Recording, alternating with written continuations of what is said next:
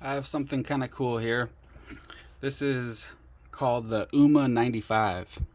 So most of you probably have seen this before, or the previous version, which was the umma85. I don't know much about that one or this one really, because this is actually my first time really checking one out. But they're basically for people that want a whoop style quad that can run DJI and a GoPro, naked GoPro. So it's actually pretty light, a lot lighter than running a regular GoPro on a quad. I don't know all the details like the weight and all that stuff, so I just wanted to show this. And the fact that I'm actually working on this for somebody. So it had a burnout flight controller.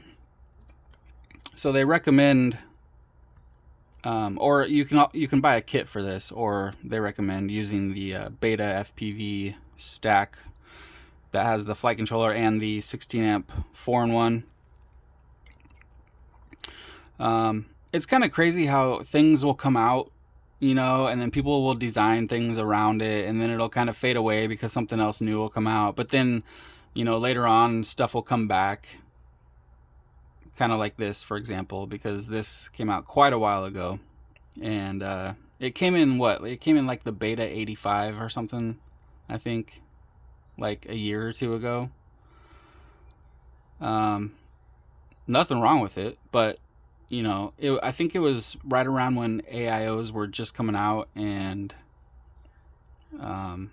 it was a double stack, and then they got better and better, and then they're single stack, so people wanted the single over the double, of course.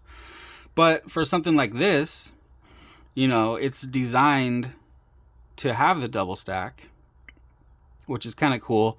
And I was watching, I don't know, I was looking at Oscar Liang's website on this. It might have been this one. It might have been the 85. But he was saying how it was a bad design because you couldn't get to the USB. But I don't know if this is a different design or they fixed that issue or what, but it just has this TPU piece on the bottom here, and you got these 4 screws. You can take the 4 screws out, and you got the USB pointing straight down, because you can see on this flight controller the USB is face down, like how they used to do them back in the day, instead of out the side. If it was out the side, yeah, you wouldn't be able to get to it. If it was out the side, it would be like over here where the duct is, and it would just be, you wouldn't be able to get to it. But ones that are on the bottom, the USB on the bottom,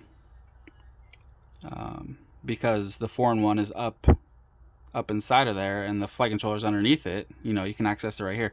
You could even cut a hole in this right where the USB's at, and then you wouldn't have to take anything out. You could just plug it right in whenever you wanted. But anyways, so it's a 95 millimeter, so it takes 2.5-inch props, and it's a pusher, so the motors are upside down. And then you got your naked GoPro with the naked GoPro BEC board attached to it, and then you got your Vista, and it kind of all mounts on this Jello board that's TPU. So you got these 4 TPU arms all attached in the corners, and the GoPro and the Vista camera is attached to it. So I was looking at that, and I was like, it's kind of jiggly. I mean, you can see there it wiggles around pretty easily. But I was thinking, there's all this space right here in between the actual carbon frame and then the GoPro. If you stuck like some foam, some thick foam up in there, or a little bit stiff foam right up in there, it would help so much if you were having Jello. I don't know. I haven't even flown this, so I mean, I test hovered it, but it just seems like it would have some Jello. So I guess if you did have Jello issues, that would be a good idea, is stuff some foam right up in there. And foam, I mean, foam comes with all kinds of stuff. You get a bunch of foam in this if you buy this Mamba stack. Everything comes with foam nowadays. You got the Vista mounted sideways, which is kind of a cool design. You can get to the USB up top there very easily. On this one, he had 1204s on it, and I recommended to upgrade to 1303s. I don't know why they wouldn't recommend 1303s on this. I mean, it's a 2.5 inch, and it's on the heavy side. You know, it's not an ultra light. So 1204s just aren't going to do it. You know, not on this. 1303s would be the way to go. So, got some Zing 1303 5000 kV motors on here. Definitely a nice upgrade from 1204, that's for sure. So I got the new flight controller in, got it all set up, and the only problem now is the GoPro isn't working. So the board must have burned out when the flight controller burned out. You would probably think that maybe the 5-volt burned out on the old flight controller going to the GoPro, but you know, I got the new flight controller in there and it's hooked up to the same 5-volt and it's not powering on. So I'm curious if it burned out the GoPro or if it just burned out the that naked BEC board that you mount the GoPro to. So just waiting on dude to let me know if he wants me to look into that or just send it back how it is. But yeah, this thing's pretty cool. I would think 4S would be the way to go on this, but it's really pushing it. I mean, these flight controllers, they just piss me off so bad because they just burn out so easily. It's just I have a pile of boards like this that are just, they just go out. It's just so ridiculous.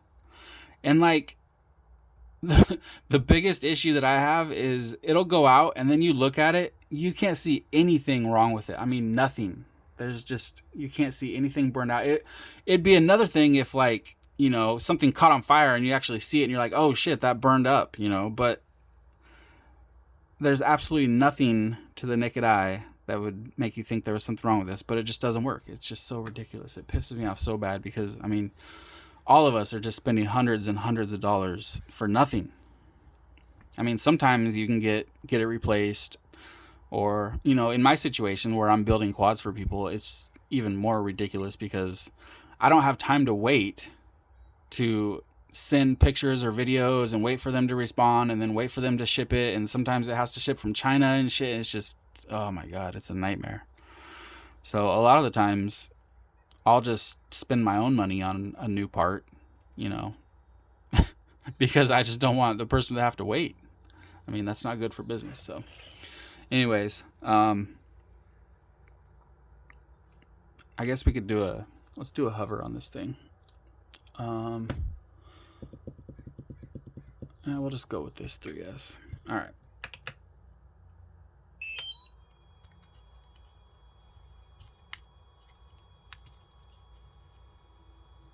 All right, let's check this out.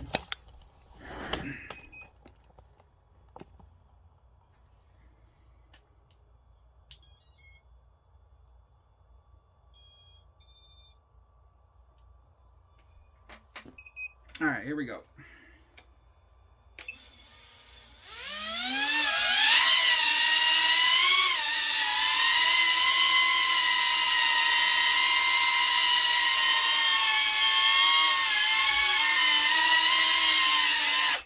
And that's a dead battery. All right, well, it's a little loud, but it flies really nice.